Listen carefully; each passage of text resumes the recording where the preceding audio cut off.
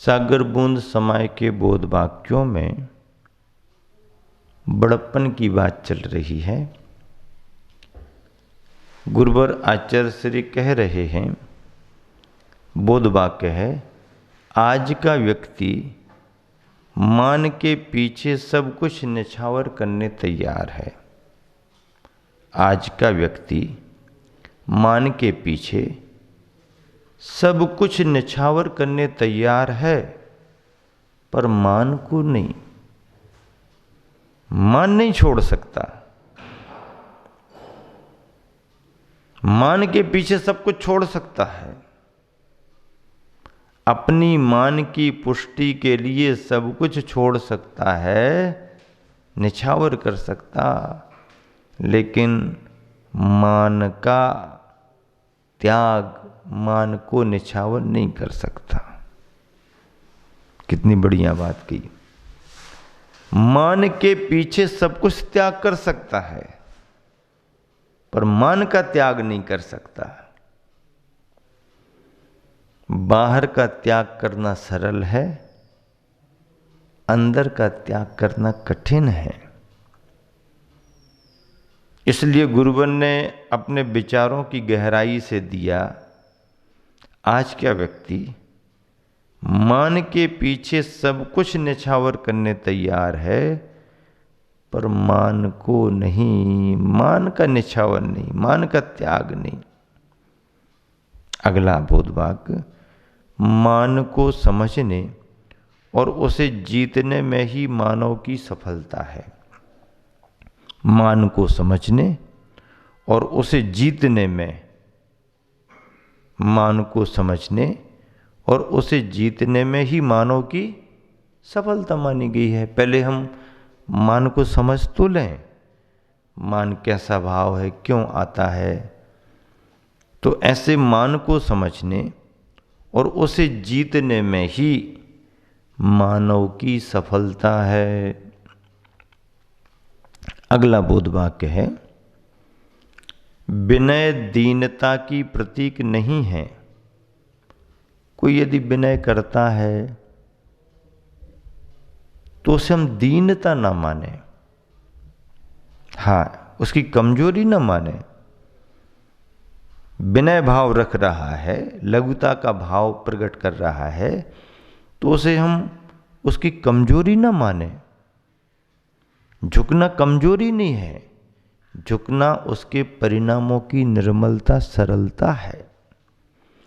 तो गुरुवर आचार्य श्री क्या कह रहे कि विनय दीनता की प्रतीक नहीं है। विनय दीनता की प्रतीक नहीं है, वह तो समीचीन तप है। समीचीन तप कहा है विनय को, तपों में आता है, अभ्यंतर तपों में है। प्रायश्चित, विनय, वैयावृत्ति, स्वाध्याय, व्युत्सर्ग, ध्यान अभ्यंतर तप है। विनय दीनता की प्रतीक नहीं है, वह तो समीचीन तप है, जो आत्म विकास तथा कर्म निर्जरा का श्रेष्ठ साधन है। ऐसा तप है जो आत्म विकास बहुत बड़ी बात है, आत्मगुणों का विकास तथा कर्म निर्जरा का श्रेष्ठ साधन है। कर्मों की निर्जरा का साधन है। कर्म निर्जरा का साधन क्या है? विनय, जिसे मार्दव कहते हैं, मृदुता। अब ये कौन सा समय चल रहा है? माघ का महीना चल रहा है।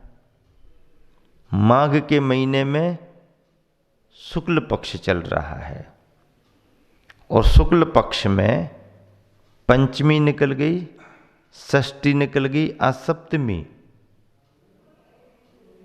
इसका मतलब क्या? पंचमी, षष्ठी, सप्तमी ये 10 लक्षण के दिन चल रहे हैं। 10 लक्षण के दिन चल रहे हैं। केवल भाद्रपद में ही 10 लक्षण नहीं आते, साल में 3 बार 10 लक्षण आते हैं। कितनी बार 10 लक्षण आते हैं? बोलो, कितनी बार आते हैं? 3 बार आते हैं ना, 2 बार तो नहीं, 3 बार आते हैं। ख्याल कितनी बार आते हैं? ख्याल तो एक ही बार आते हैं। ख्याल एक ही बार विशेष रूप से, कब? जब भादों का महीना हो और फिर वातावरण पूजा पाठ का मंदिरों में प्रारंभ हो रहा हो, तो समझ में आने लगता, भैया 10 लक्षण आ गए। पड़ोसी तुम्हारे अजैन बंधु भी कहने लगते, भैया तुम्हारे पर्व आ गए, तुम्हारी पूजा के दिन आ गए, 10 लक्षण आ गए तुम्हारे। वो भी कहने लगते जैनियों के पर्व आ गए। तो 10 लक्षण जो भाद्रपद में आते हैं, भाद्रपद के 10 लक्षण तो सबको ख्याल में आ जाते हैं, लेकिन उसके अलावा 2 और अन्य समयों में 10 लक्षण आते हैं, जल्दी ख्याल में नहीं आते। ये माघ के महीने के 10 लक्षण हैं, पंचमी से शुरू हुए हैं। क्षमा धर्म हो गया, मार्दव धर्म, आर्जव धर्म। मार्दव धर्म की बात चल रही है। क्या कह रहे हैं गुरुवर? कि ये मार्दव धर्म जो है, विनय, विनय यानी मार्दव धर्म, मृदुता। तो मार्दव का परिणाम नम्रता, विनय। तो विनय जो है वह आत्म विकास, आत्मा के गुणों के विकास में कारण बनती है, तथा कर्म निर्जरा का श्रेष्ठ साधन है।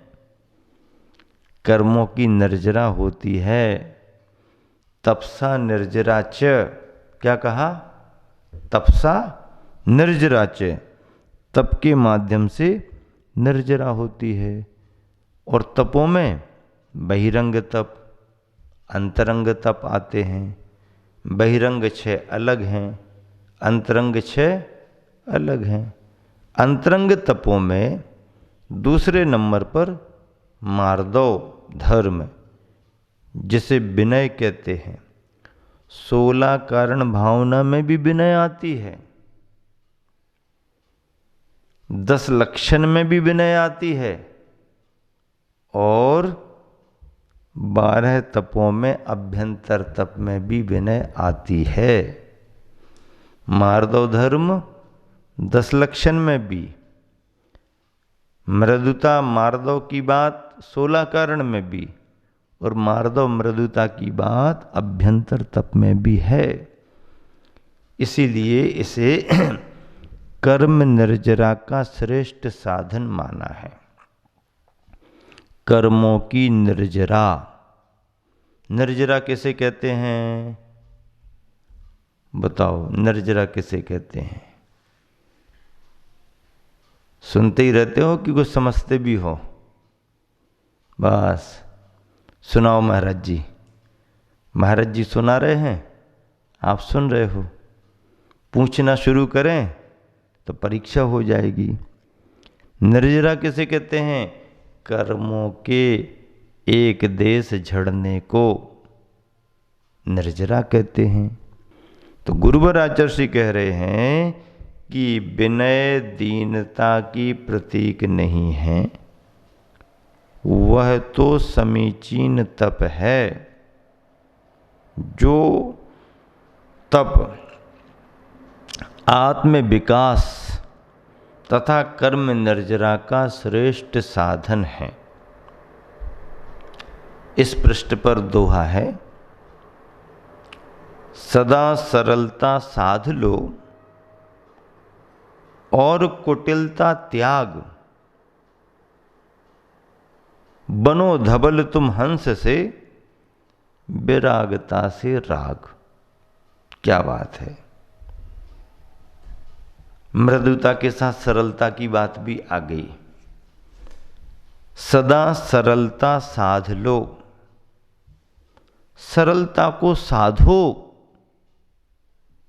साधना पड़ता है। कभी कहा जाता मन को साधो, मन को बांधो, वचन को साधो, शरीर को साधो। मन वचन काय को साधना ही सही साधना है। और साधना किसका नाम है? साधना में करना क्या है? मन वचन काय को साध लेना ही साधना है। मन वचन काय को यदि हम नहीं साध पाए तो हमारी साधना क्या है? साधना ही नहीं है। मन को साधना, वचन को साधना, शरीर को साधना। मन को साधो, मन गुप्ती। वचन को साधो, वचन गुप्ती। काय को साधो, काय गुप्ती। 3 गुप्तियां आ गईं, फिर कहना ही क्या है। सदा सरलता साध लो। हमेशा हमेशा सरलता को साधो और कुटिलता त्याग, कुटिलता का त्याग करो। सरलता और कुटिलता में क्या अंतर है? क्या अंतर है? सरलता और कुटिलता में क्या अंतर है?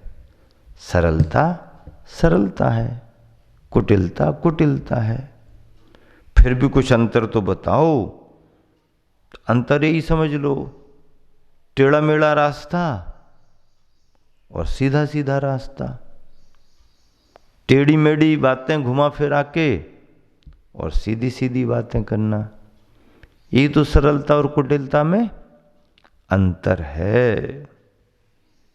देखो तो स्वभाव स्वभाव और समय समय की बातें हैं। पुराने समय की बात और आज के समय की बात जोड़ें तो कितना अंतर दिखाई देता है। पंक्तियां हैं, क्या है पंक्तियां? सुनो, ध्यान से सुनो। वे कौन थे? विचार करो। वे कौन थे जो टेढ़े मेढ़े रास्तों पर भी सीधा चला करते थे? क्या कहा? विचार करो। वे कौन थे जो टेढ़े मेढ़े रास्तों पर भी सीधा चला करते थे? गजब तो ये है कि लोग सीधे साधे रास्तों पर भी टेढ़ा चला करते हैं। रास्ते सीधे साधे हैं और उन पर चलने वाले सीधे रास्ते पर सीधे चलने वाले लोग नहीं मिल रहे। जब सीधे रास्ते पर सीधे चलने वाले लोग नहीं मिल रहे तो टेढ़े मेढ़े रास्तों पर भी यदि कोई सीधा सीधा चला हो तो उसका महत्व मालूम होता है। रास्ते ऊबड़ खाबड़, टेढ़े मेढ़े, कांटे कंकर भरे पड़े हैं, उसमें से भी यदि कोई सही सलामत निकल जाए तो उसका बड़ा महत्व है। आज की स्थिति तो ये है कि रास्ते सरपट सपाट, सीधे सीधे सीधे सीधे सीधे सीधे साफ सुथरे। लेकिन जितने साफ सुथरे रास्ते हैं, सीधे साधे रास्ते हैं, उन पर चलने वाले लोग उतने साफ सुथरे नहीं दिख रहे।